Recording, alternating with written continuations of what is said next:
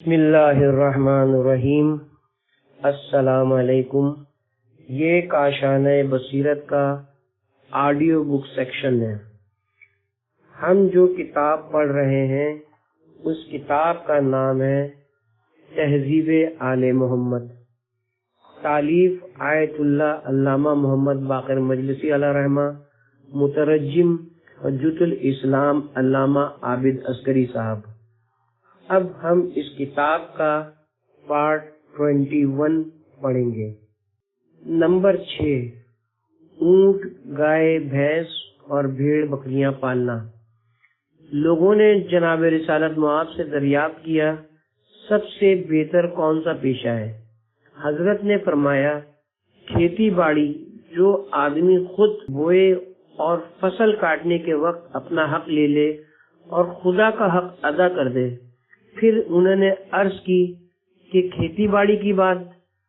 فرمایا بھیڑ بکریاں پالنا، کہ جہاں پانی اور چارہ میسر ہوا ہو وہیں ان کو چرایا، اپنی نماز پڑھے اور اپنے مال کی زکوٰۃ دے دے۔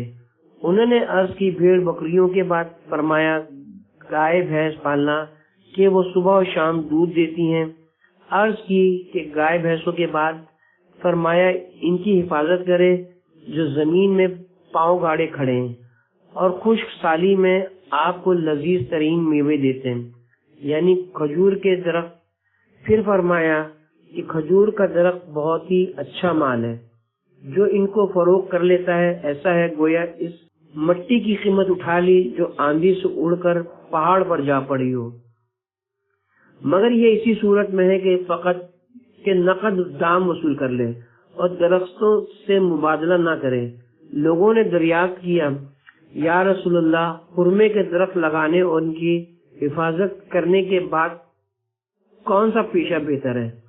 آپ نے کچھ جواب نہ دیا۔ کسی شخص نے عرض کی کہ یا رسول اللہ، اونٹ پالنے کے بارے میں کیوں نہ فرمایا؟ حضرت نے جواب دیا کہ اونٹ پالنے میں محنت و مشقت زیادہ ہے، اکثر گھر سے دور رہنا پڑتا ہے اور صبح شام کا خرچ ہے۔ ایک اور حدیث میں فرمایا بھیڑ بکریوں میں زندہ اور تندرست ہوں، جب بھی نفع ہے اور مرنے کے بعد بھی نفع سے خالی نہیں، یعنی جب وہ مرنے لگے تو ذبح کر کے کھا لو، نقصان تب بھی نہیں ہے۔ اور گائے بھینس جب تک زندہ اور تندرست ہے نفع ہے اور نہ مرنے کے بعد نقصان۔ رہا اونٹ تو یہ شیطان کا پڑوسی ہے، اس کے ہونے میں بھی نقصان ہے اور نہ ہونے میں بھی نقصان، یعنی جب وہ اچھا بھلا ہو تب بھی مالک کے لیے نقصان دہ، کچھ نفع بخش نہیں۔ لوگوں نے عرض کی، یا رسول اللہ، اس کے بعد جو کچھ آپ نے اونٹ کے بارے میں فرمایا، اونٹ کون پالے گا؟ فرمایا ہر زمانے میں ایسے بدبخت لوگ بھی ہوں گے جو اونٹ پالتے رہیں گے۔ فرمایا روزی کے 10 حصوں میں 9 حصے تجارت میں ہیں اور 1 بھیڑ بکری پالنے میں۔ فرمایا بھیڑ بکریاں ضرور پالو کہ اس سے تمہیں صبح و شام نفع پہنچے گا۔ حضرت امام جعفر صادق علیہ السلام صفوان اونٹ والے سے فرمایا، میرے لیے 1 اونٹ خریدو، مگر وہ بدصورت ضرور ہو، کیونکہ بدصورت کی عمر زیادہ ہوتی ہے۔ جناب رسالت مآب نے فرمایا اونٹ کی قطار کے درمیان ہو کر نہ نکلو، کیونکہ کوئی قطار ایسی نہیں کہ جس میں 2 اونٹوں کے درمیان ایک شیطان نہ ہوتا ہو۔ حضرت امیر المومنین علیہ السلام نے فرمایا حاملان عرش میں سے ایک بیل کی صورت بھی ہے، اور بیل سب جانوروں کا سردار اور سب سے بڑا ہے، اور جب تک بنی اسرائیل نے بچڑے کی پرستش نہ کی تھی اس وقت تک بیل تمام حیوانات میں سب سے زیادہ خوبصورت اور سب سے زیادہ سر بلند تھا۔ جب بنی اسرائیل سے یہ غلطی ہوئی تو اس فرشتے نے جو بیل کی صورت کا ہے شرم کی وجہ سے اپنا سر جھکا لیا۔ اس کی ہر بیل نے تقلید کی اور اسی وقت سے کوئی بیل شرم کی وجہ سے آسمان کی طرف نظر اٹھا کر نہیں دیکھتا۔ نمبر 7، حیوانات کے خریدنے اور پالنے کے آداب۔ حیوانات کا دودھ دوتے وقت تھوڑا سا دودھ ان کے تھنوں میں چھوڑ دیا کرو کہ دودھ جلد جمع ہو جایا کرے، کیونکہ تھنوں میں دودھ بالکل نہ چھوڑا جائے تو دودھ زیادہ دیر میں اترتا ہے۔ فرمایا کہ بھیڑ بکریاں جہاں رات کو بند ہوتی ہیں اس جگہ کو خوب صاف رکھو اور ان کی ناک سے جو رطوبت خارج ہوتی ہے اس کو پاک صاف کرتے رہو، اور ان کے باڑے میں نماز پڑھا کرو، کیونکہ بھیڑ بکریاں بہشتی جانور ہیں۔ حضرت امام موسی کاظم علیہ السلام نے فرمایا، بھیڑ بکریوں کے باڑے سے نکلنے کے وقت سیٹی کی آواز کرو کہ ان کے جنگل سے واپس آنے کے وقت ٹٹکاری کی۔ نمبر 8، حیوانات کیا کہتے ہیں اور کیا بولتے ہیں؟ حضرت امام جعفر صادق علیہ السلام نے فرمایا، جتنے پرندے، صحرائی، دریائی جانور شکار ہوتے ہیں، اتنی ہی تسبیحیں جو وہ اپنی زبان میں کرتے تھے ضائع ہو جاتی ہیں۔ فرمایا کہ پہلے تمام وحوش و طور اور پرندے اور چرندے ملے جلا رہا کرتے تھے، یہاں تک کہ حضرت آدم کے بیٹے قابیل نے اپنے بھائی حابیل کو قتل کیا۔ اس وقت سے ایک دوسرے سے نفرت کرنے لگے اور ایک دوسرے سے الگ ہو گئے، اور ہر حیوان نے اپنے ہم شکل کی طرف رخ کیا۔ حضرت امام حسین علیہ السلام کا ارشاد گرامی ہے، جب گدھ چیختا ہے تو کہتا ہے کہ اے فرزند آدم، چاہے جس طرح کی زندگی بسر کرے، انجام ہر حالت میں موت ہے۔ پھر ایک آدمی کی آواز لگاتا ہے، اس میں یہ کہتا ہے، اے پوشیدہ باتوں کے جاننے والے اور اے بلاؤں کے دفع کرنے والے۔ مور کہتا ہے، میں نے اپنے نفس پر ظلم کیا ہے، اپنی بناوٹ سجاوٹ پر غرور کیا، اب میرا گناہ بخش دے۔ تیتر کہتا ہے، الرحمن علی العرش استوی، یعنی اللہ تعالی عرش یعنی تمام اجسام پر حاوی ہے۔ جنگلی مرغ کہتا ہے، جو شخص خدا کو پہچانتا ہے وہ اس کی یاد سے غافل نہیں ہو سکتا۔ گھریلو مرغ کہتا ہے، خدایا تو برحق ہے اور تیرا قول حق۔ بادشاہ کہتا ہے، میں تیری خدائی پر قیامت کے دن ایمان لایا۔ گر کرا کہتا ہے، خدا پر توکل کر کہ وہ تجھے روزی دے گا۔ عقاب کہتا ہے، جو خدا کا موتی ہے وہ بدبخت نہیں ہوتا۔ شاہین کہتا ہے، سبحان اللہ حقا حقا، یعنی حق بات یہ ہے کہ اللہ تعالیٰ کی ذات پاک و پاکیزہ ہے۔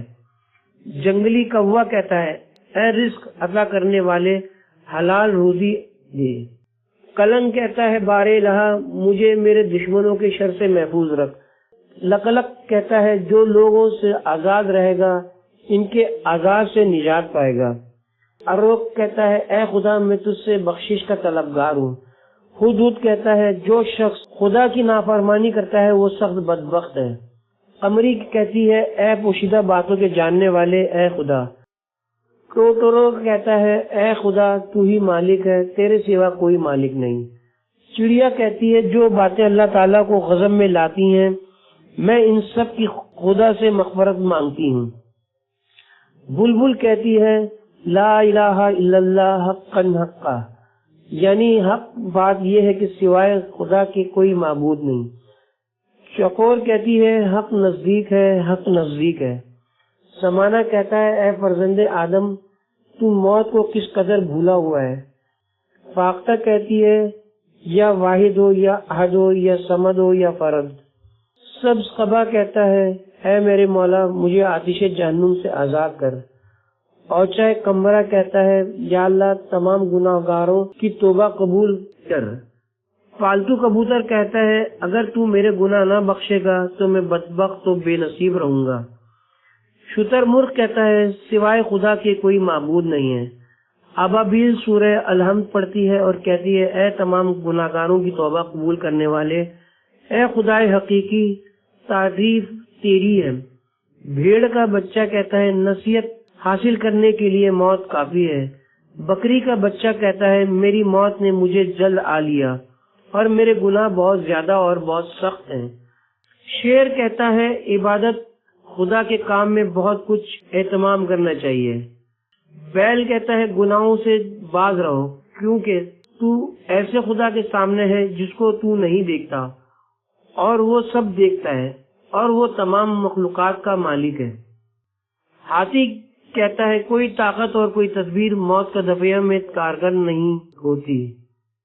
چیتا کہتا ہے، یا عزیزو یا جبارو یا متکبرو یا اللہ ہو۔ اونٹ کہتا ہے، یا اللہ تعالیٰ ظالموں اور ستمگروں کا ذلیل کرنے والا اور پاکیزہ ہے، میں اس کی تعریف کرتا ہوں۔ گھوڑا کہتا ہے ہمارا پروردگار منزہ اور مبرہ ہے۔ بھیڑیا کہتا ہے جس چیز کا خدا محافظ ہو وہ کبھی تنہا نہیں ہوتی۔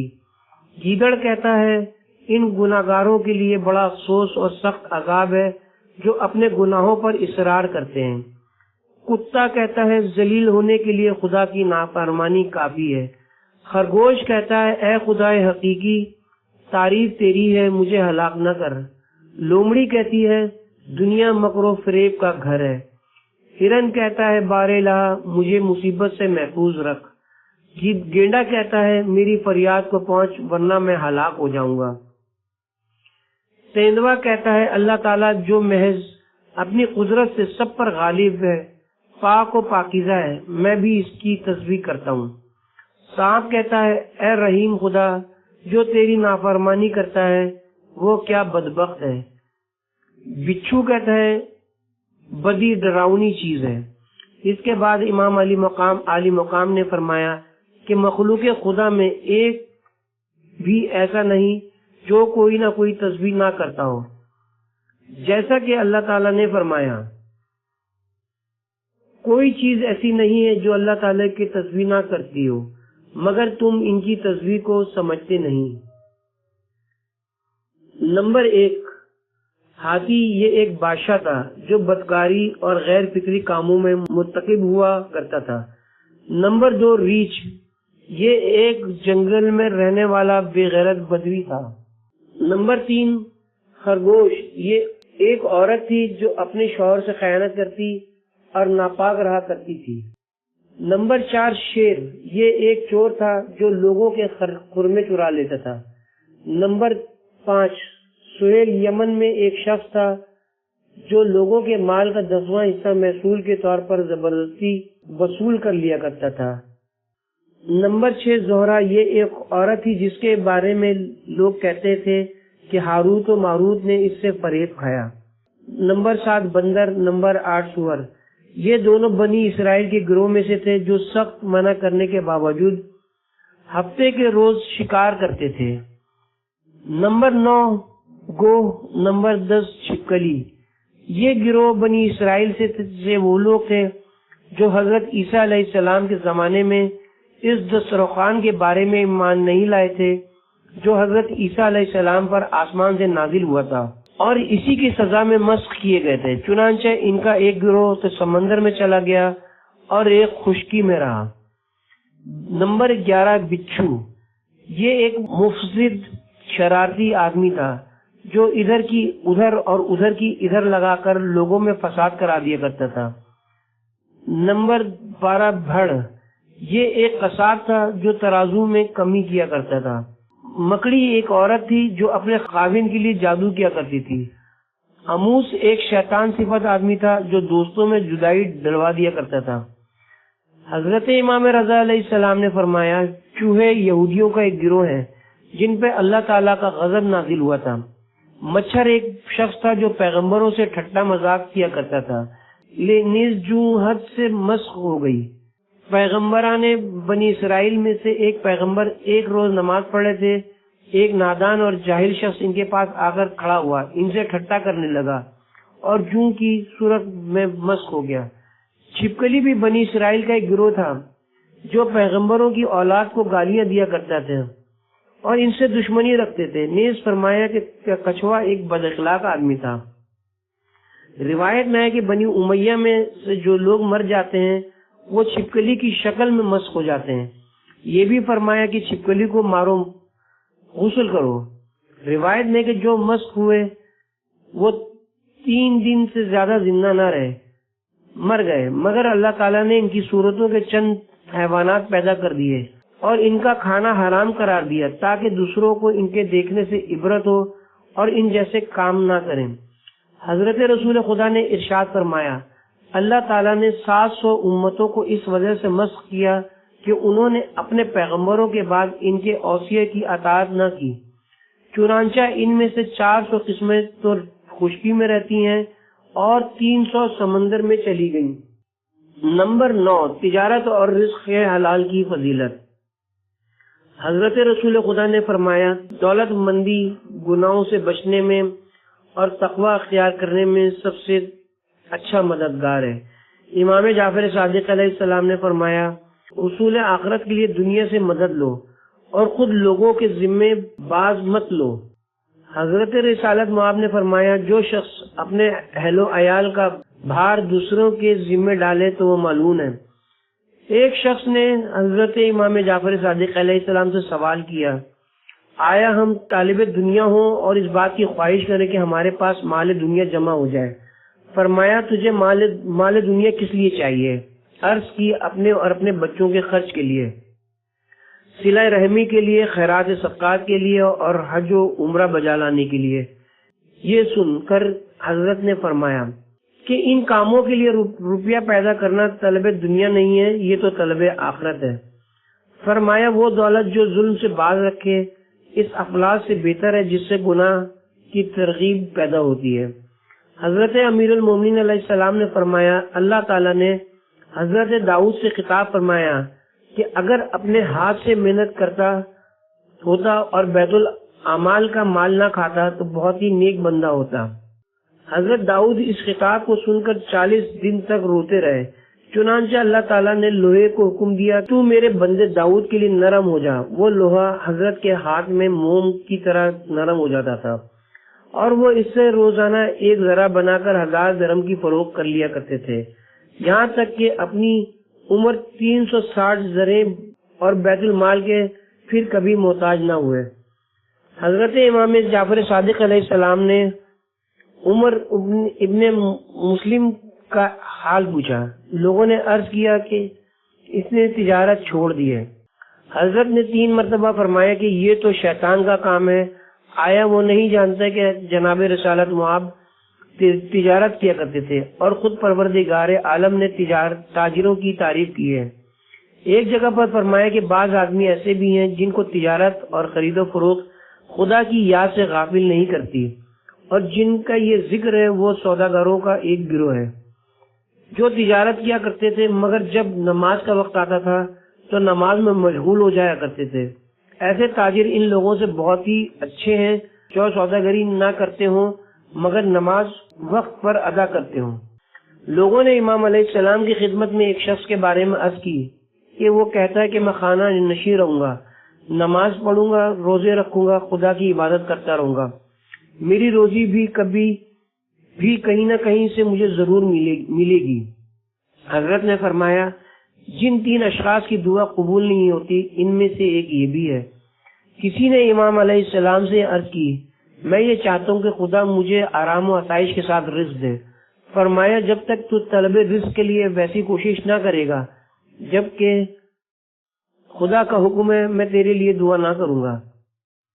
حضرت امام محمد باقر علیہ السلام نے فرمایا، جو شخص اس غرض سے طلب دنیا کرے کہ اسے لوگوں سے سوال نہ کرنا پڑے، اپنے بچوں کے اخراجات برداشت کر سکے اور اپنے پڑوسیوں کے ساتھ اچھا سلوک کر سکے تو قیامت کے دن اس کا چہرہ 14ویں رات کے چاند کی طرح چمکتا ہوگا۔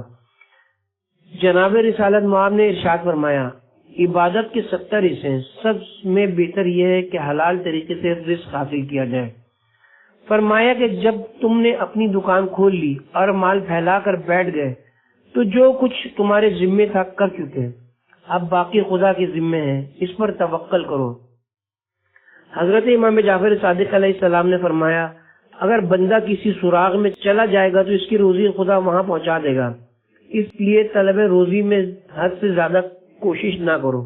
امام علیہ السلام نے فرمایا، اللہ تعالیٰ نے مومن کی روزی بعض ایسے مقامات پر مقرر فرمائی ہے جہاں کے بارے میں گمان نہیں ہوتا، اسی لیے چونکہ ان کو یہ علم نہیں ہوتا کہ ہمیں رزق کہاں سے ملے گا، وہ اللہ تعالیٰ سے زیادہ دعا کرتے ہیں۔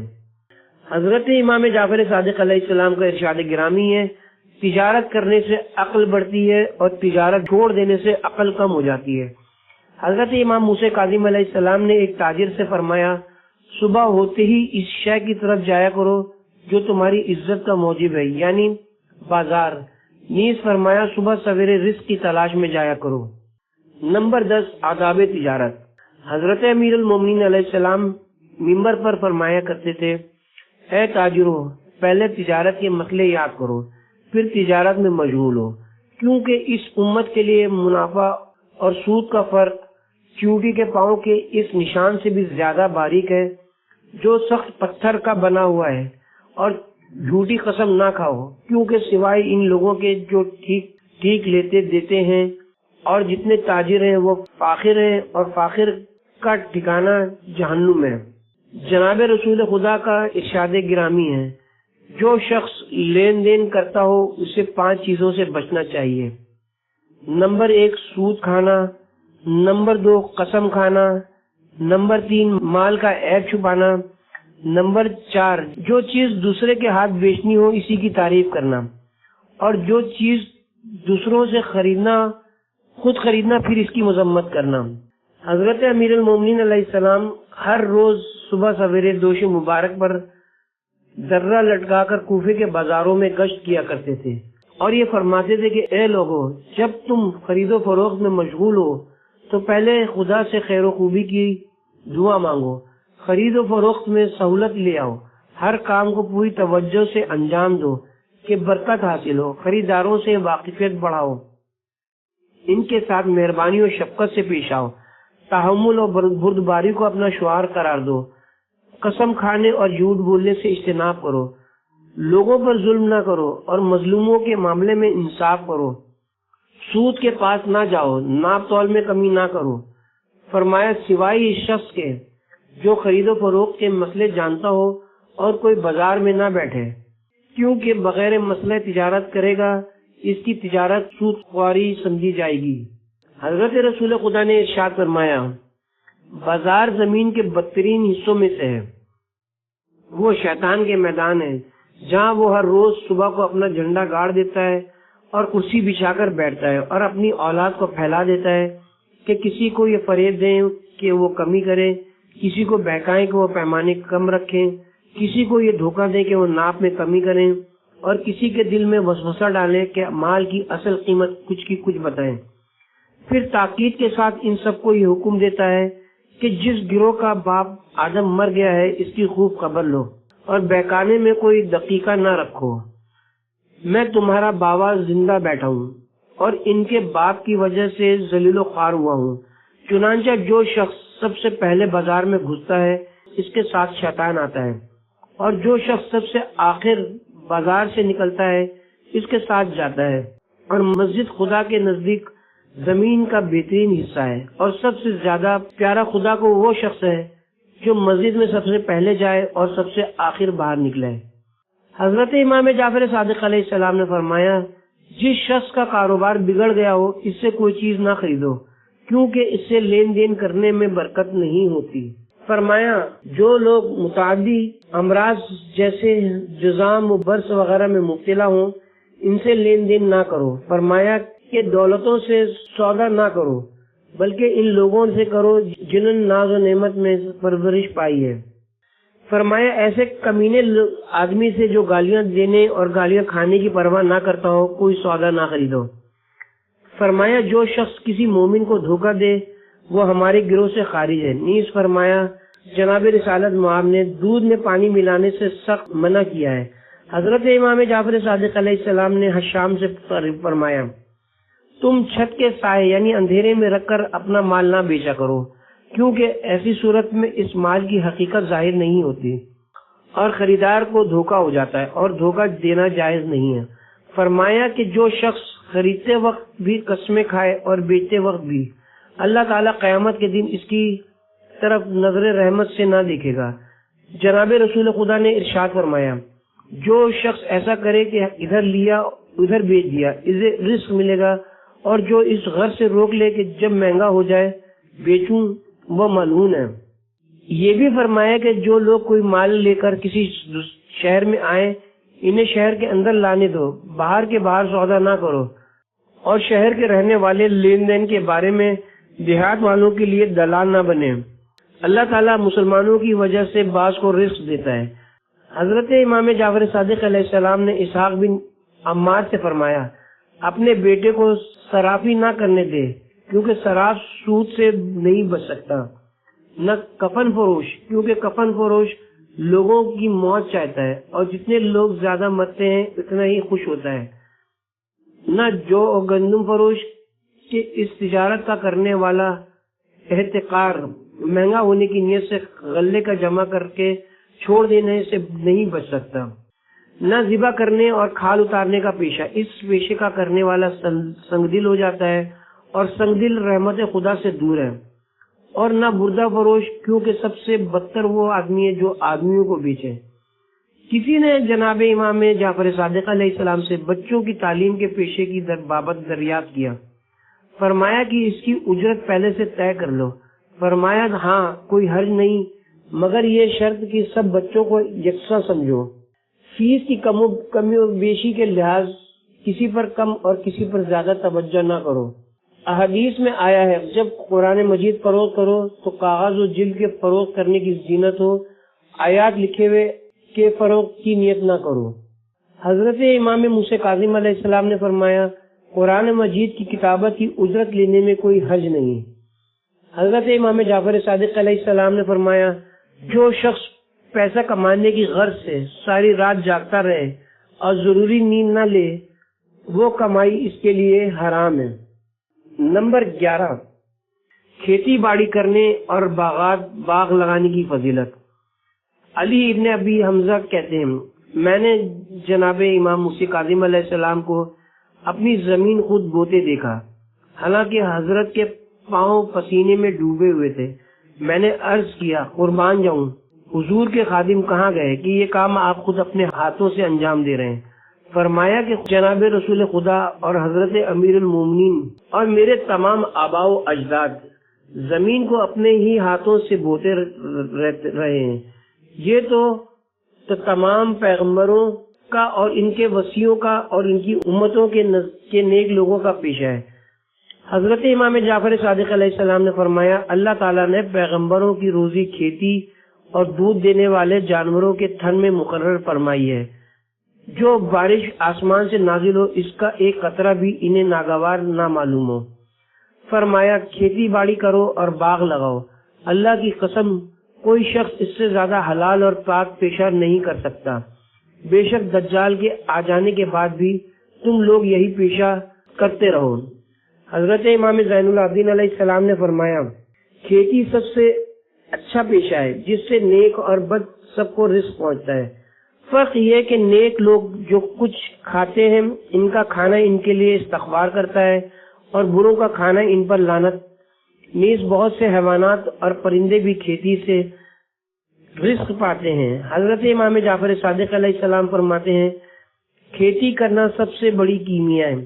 آپ نے فرمایا کہ کاشتکار لوگ اور سب لوگوں کا خزانہ ہے، وہ زمین کو بوتے ہیں، اللہ تعالیٰ ان کو پاک و پاکیزہ روزی عنایت کرتا ہے۔ قیامت کے دن اس کا مقام اور سب لوگوں سے بہتر ہوگا اور وہ مقربین میں شمار کیے جائیں گے اور مبارک ناموں سے پکارے جائیں گے۔ امام علیہ السلام کا گزر ایسے لوگوں سے ہوا جو بیج ڈال رہے تھے۔ فرمایا بوئے جاؤ کہ اللہ تعالیٰ ہوا کے ذریعے سے بھی ویسے ہی اگا سکتا ہے جیسے پانی کے ذریعے سے۔ ایک شخص حضرت امیر المومنین علیہ السلام کی خدمت میں پہنچا، دیکھا کہ آپ نے 30 کلو سے زیادہ بہترین کھجور کی گٹلیاں اٹھائی ہوئی ہیں اور لیے جا رہے ہیں۔ اس شخص نے عرض کی یہ کیا ہے؟ فرمایا اگر منظور خدا ہے تو کھجور کے لاکھ درخت ہیں۔ پھر آپ نے وہ سب لے جا کر اپنے باغ میں بو دی، وہ سب اگائیں اور ان میں سے ایک ضائع نہ ہوئی۔ ابھی عمرہ کا کہنا ہے کہ میں نے حضرت امام جعفر صادق علیہ السلام کو اس حالت میں دیکھا کہ موٹے کپڑے پہنے ہوئے ہیں اور بیلچہ ہاتھ میں لیے باغ میں خود کام کر رہے ہیں اور حضرت کی پشت مبارک سے پسینہ ٹپک رہا ہے۔ میں نے عرض کیا قربان جاؤں یہ بیلچہ مجھے عنایت کیجیے، میں یہ کام کروں۔ فرمایا نہیں، مجھے یہ بات پسند نہیں کہ آدمی اپنی روزی پیدا کرنے کے لیے خود دھوپ کی تکلیف پائے۔ حضرت امام جعفر صادق علیہ السلام نے ارشاد فرمایا 6 چیزیں ایسی ہیں جن کا نفع مرنے کے بعد بھی مومن کو پہنچ سکتا ہے۔ نمبر 1، نیک اولاد جو اس کے لیے استغفار کرتا ہو۔ نمبر 2، اس کا قرآن مجید جس میں سے لوگ تلاوت کرتے ہوں۔ نمبر 3، کنواں جو بنوا دیا ہو پانی کا اہتمام کرنا۔ نمبر 4، درخت جو لگوا دیا ہو۔ نمبر 5، نہر کھدوا دی ہو۔ نمبر 6 کوئی نیک رسم جو اس طرح جاری کر دی ہو کہ اس کے مرنے کے بعد بھی لوگ اس پر عمل کرتے رہیں۔ نمبر 12 کھیتی باڑی کرنے اور باغ لگانے کے آداب۔ حضرت امام جعفر صادق علیہ السلام نے فرمایا، جب حضرت آدم زمین پر آئے تو کھانے پینے کے محتاج ہوئے۔ آپ نے حضرت جبرائیل سے شکایت کی، انہوں نے کہا کہ کھیتی کاشت کیا جائے۔ حضرت آدم نے کہا کہ مجھے کوئی دعا تو سکھلا دو، انہوں نے کہا کہ یہ دعا بھی پڑھ لیا کرو، یعنی یا اللہ میرے دنیا کی روز مرہ کی ضرورتوں کا کفیل ہو جا اور فکر جنت کے سوا اور افکار سے نجات دے اور مجھے مکروہات سے محفوظ رکھ کہ زندگی خوشگوار ہو۔ امام علیہ السلام نے فرمایا، پودے لگانے اور بیج ڈالنے کے وقت جس دانے پر یہ پڑھ دو، سبحان الباعث الوارث، یعنی موت کے بعد زندہ کرنے والے اور سب کے بعد باقی رہنے والا، پاک و پاکیزہ ہے، تو انشاءاللہ ضائع نہ ہوگا۔ حضرت امام جعفر صادق علیہ السلام نے فرمایا، جو شخص یہ چاہے کہ خرمے کے درخت خوب پھلیں اور خرمے بھی عمدہ ہوں، اسے چاہیے کہ چھوٹی چھوٹی خشک مچھلیاں لے کر نیم کوب کر لے اور ہر شگوفے میں تھوڑی چھڑک دے اور باقی کو ایک پاک تھیلی میں بھر کر کھجوروں کے درخت کے درمیان میں رکھ دے۔ امام علیہ السلام نے فرمایا، کھجور کے درخت نہ کاٹو، ایسا نہ ہو کہ تم پر عذاب نازل ہو۔ لوگوں نے حضرت امام رضا علیہ السلام سے دریافت کیا کہ بیری کا درخت کاٹنا کیسا ہے؟ فرمایا، میرے والد ماجد نے بیری کا درخت کاٹ کر اس کی بجائے انگور کا لگا لیا تھا۔ حضرت رسول خدا نے ارشاد فرمایا، جناب عیسیٰ علیہ السلام کا ایک ایسے شہر سے گزر ہوا جہاں کے میووں میں کیڑے بہت ہوتے تھے۔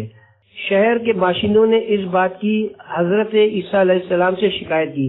فرمایا کہ جب تم درخت لگاتے ہو تو اس میں پہلے مٹی ڈالتے ہو اور پھر پانی دیتے ہو، اس وجہ سے میووں میں کیڑے پیدا ہوتے ہیں۔ آئندہ سے پہلے پانی دیا کرو پھر مٹی ڈالا کرو۔ چنانچہ اس ہدایت پر عمل کرنا شروع کیا تو وہاں کے پھلوں میں کیڑوں کا پیدا ہونا رک گیا۔ حضرت امام جعفر صادق علیہ السلام نے فرمایا، جو شخص بیری کے درختوں کو سینچے تو ایسا ہے گویا کسی مومن کو پیاس کے وقت پانی پلایا ہو۔ نیز فرمایا، اللہ تعالیٰ نے جتنے درخت پیدا کیے ہیں سب میوہ دار تھے اور سب کے پھل کھانے کے لائق تھے۔ جب لوگ خدا کے ہاں بیٹا ہونے کے قائل ہوئے، آدھے درختوں کے میوے جاتے رہے اور درختوں پر جو کانٹے پیدا ہوئے، اس کی وجہ یہ ہے کہ لوگوں نے شرک شروع کیا، یعنی مخلوق کی تعظیم اور عبادت کرنے لگے۔